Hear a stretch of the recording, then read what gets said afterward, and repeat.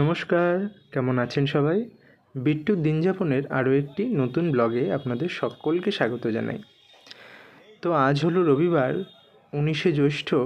আর আপনারা তো সকলেই জানেন যে আজকে বাবা লোকনাথের তিরোধান দিবস। তো আজকে আমাদের বাংলার সব ঘরে ঘরেই মোটামুটি এই দিনটি উদযাপন করা হয়। তো আমার বাড়িতেও বাবা লোকনাথের পুজোর সামান্য আয়োজন করি আমি প্রত্যেক বছর। তো তার জন্য এখন চলে এসেছি ফল বাজারে। ফলটা কিনবো, তারপর মিষ্টি কিনে বাড়িতে গিয়ে পুজোর সব জোগাড় করব। তো চলুন, আমার বাজার করা হয়ে গেছে। বাড়িতে এসে স্নান ধান করে এখন আমি চলে এসেছি ঠাকুর ঘরে। তো এখন এসেই আগে ঠাকুরের জায়গাটা গুছিয়ে নিয়েছি। ঠাকুরের আসন পেতে ঠাকুরের জায়গাটা সাজিয়ে ঠাকুরকে বসিয়েছি, আর ফলগুলো ধুয়ে রেডি করে রেখেছি। তো চলুন এখন আগে ফলগুলো কেটে গুছিয়ে নিই। তো দেখতেই পাচ্ছেন আমার ফল গোছানো হয়ে গেছে, ঠাকুরের প্রসাদও সাজানো হয়ে গেছে। তো দাঁড়ান আগে এগুলোকে বসানোর ব্যবস্থা করি। তো এবার ঠাকুরের বাটাটা সাজিয়ে দিই। সব হয়েই গেছে, এখন প্রায় বেলা 12টা মতন বেজে গেছে। আমি ওই ঠাকুর ঘরে এসেছি তখন 11টা মতন বাজে। তো একটু সময় লাগলো সবটা গুছাতে। তো আপনারা তো সকলেই জানেন যে 19শে জ্যৈষ্ঠ আজকের দিনটা হলো বাবা লোকনাথের তিরোধান দিবস, এবং জন্মাষ্টমী দিন হচ্ছে বাবার আবির্ভাব তিথি। তো আজকের দিনটা তো মোটামুটি আমাদের সব বাঙালি ঘরেই ঠাকুরের উৎসব পালন করাই হয়। তো প্রত্যেক বছর আমিও আমার মতন করে চেষ্টা করি ঠাকুরের এই দিনটা পালন করার। তো আজকে তো অনেকের বাড়িতেই নিশ্চয়ই ঠাকুরের পুজো হচ্ছে। তো আপনারা আমাকে সেটা জানাবেন যে আপনাদের আজকের দিনটা কিভাবে পুজোর আয়োজন করলেন বা কী কী করলেন আজকের দিনটায়। তো চলুন, আমার এদিক হয়েই গেছে। তো এবার পুজো শুরু করি ঠাকুরের। বেলাও হয়েছে অনেকটা, আর যেহেতু এদিক পুজো সেরে আমাকে একটু যেতে হবে মামাবাড়িতেও আজকে পুজো রয়েছে। তো চলুন কথা না বাড়িয়ে এখন পুজোটা সেরে নিই। তো এখন বাজে প্রায় 1টা। আমার পুজো করে লোকনাথ বাবার পাঁচালি পড়তে একটু সময় লাগলো। তো হয়েই গেছে আমার এদিকের পুজো। তো ভাবলাম আপনাদেরকে পুজোর জায়গাটা আরেকবার ভালো করে দেখাই, আর আপনাদের সকলকে আজকের ঠাকুরের ভোগ প্রসাদ দর্শন করাই। তো পুজো আমার তো হয়ে গেছে, এখন এদিক গুছিয়ে তারপর যাব মামাবাড়িতে। তো দাঁড়ান আপনাদের একটু আমার গোপাল মহারাজকে দেখাই, সেও আজকে সেজে গুজে বসেছে।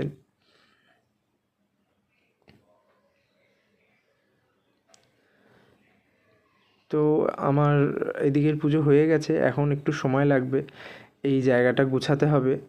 গুছিয়ে নিয়ে তারপর যাব মামাবাড়িতে প্রসাদ দিতে। আর মামাবাড়িতেও যেহেতু আজকে পুজো আছে, মামাবাড়িতেও প্রত্যেক বছর মামি লোকনাথ বাবার পুজোর আয়োজন করে। তো মামাবাড়িতে ভোগ রান্না হবে, মামি ভোগ রান্না করছে এখন। তো মামাবাড়িতে প্রত্যেক বছর ঠাকুরকে ভোগ দিয়ে পুজো দেওয়া হয়।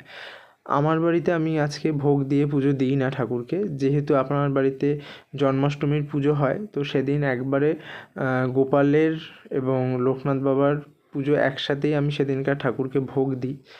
তো যাই হোক, চলুন আমার এদিকের তো হয়েই গেছে, এদিক গুছিয়ে এখন যাব মামাবাড়িতে। তো এখন চলে এসেছি মামাবাড়িতে। তো দেখতেই পাচ্ছেন মামি এখন ভোগ রান্না করছে। তো ভোগের খিচুড়ি, পায়েস, চাটনি এগুলো সব হয়েই গেছে, এখন শুধু এই 5 রকম ভাজাটা হলেই ভোগ রান্না হয়ে যাবে। তো আজকে মামাবাড়িতে মামি সাবুর খিচুড়ি করে, আর এমনি গোবিন্দভোগ চালের পায়েস করে, কিন্তু খিচুড়িটা মামি প্রত্যেক বছর সাবুরই করে, ছোটোর থেকে সেটাই দেখে আসছি। তো মামির এদিক হয়ে গেছে, তো মামিকে বললাম তো আমি এসছি, তো তুমি এখন যাও গিয়ে পুজোর জোগাড়টা করো, আর এইটুখানি ভাজাভুজি যা আছে আমি করে নেব। তো এখন মামি গেছে পুজোর সব জোগাড় করতে, কারণ ওদিকেও এখনও কিছু গোছানো হয়নি। ফল টল গোছানো বাকি, ঠাকুরের জায়গা গোছানো বাকি, তো মামি আর বোন দুজন এখন ওদিকের প্রস্তুতি করছে। তো আমি ততক্ষণ এদিকে যেটুখানি ভাজা রয়েছে এই ভাজাটুকু করে মামিকে একটুখানি সাহায্য করে দিচ্ছি। সবটাই মামিই করেছে, তবুও আমি ভাবলাম যে এইটুখানিও যদি করে দিতে পারি তাহলেও মামির কাজটা কিছুটা হলেও এগোবে। তো এখন ওর জন্য আমি ভাজাগুলো করে নিচ্ছি। হয়েই গেছে মোটামুটি, আর 1-2টো ভাজা করলেই 5 রকম ভাজা হয়েই যাবে। তারপর ভাজা হয়ে গেলে ভোগটা সাজাবো।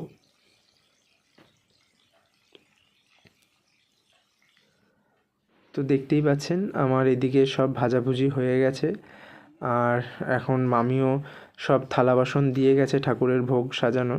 তো সেগুলো এখন সাজাবো। আর এই হলো ভোগের পায়েস।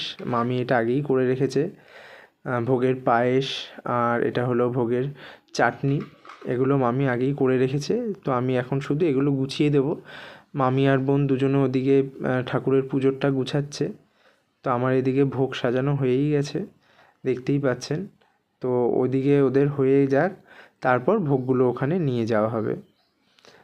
এখন প্রায় বেলা 2-2:30 বেজে গেছে, অনেকটাই বেলা হয়েছে। মামি একার হাতে পেরে ওঠে না, তাই একটু দেরিও হয়েছে করতে। তো যাই হোক, চলুন, ওদিকে মনে হয় ওদের হয়ে গেছে।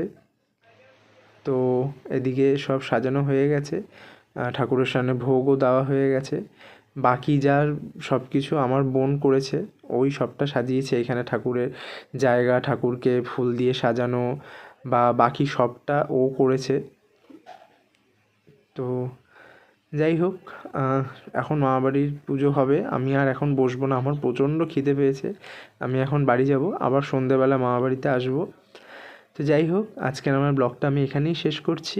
আজকের আমার ব্লগটা আপনাদের সকলের কেমন লাগলো সেটা অবশ্যই জানাবেন, আর আমার চ্যানেলটা ভালো লাগলে লাইক ও সাবস্ক্রাইব করবেন। ধন্যবাদ।